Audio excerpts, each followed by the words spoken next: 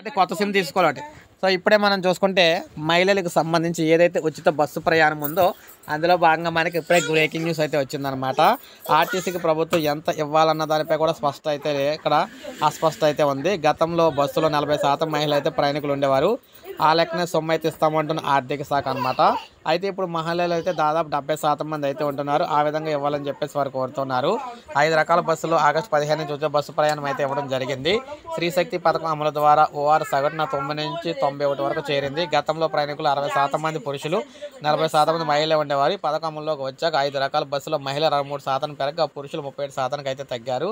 మహిళా ప్రయాణికులకు RTC zero టికెట్లు జారీ చేస్తుండగా వారి ప్రయాణం ఛార్జీల విలువ నిత్యం సగటున 8 నుంచి 9 కోట్ల మేర అవుతుంది. అంటే నెలకు 250 నుంచి 260 కోట్ల వరకు అవుతుంది. ఇప్పుడు అందులో ప్రతి నెల ఆర్టీసీకి ప్రభుత్వం ఎంత ఇవ్వాలన్న దానిపై ప్రశ్నార్థకంగా మారిందనమాట. ఎవరి వాదన అయితే వారిది. గతంలో మహిళా ప్రయాణికులు 40% ఉండేవారిని ఇప్పుడు వారి సంఖ్య పెరిగిన బస్సుల సంఖ్య గతంలో మాదిరిగానే ఉందని, అందుకే 40% మహిళల పరిగణలోకి తీసుకుంటామని ఆర్థిక శాఖ అయితే చెప్తుందనమాట.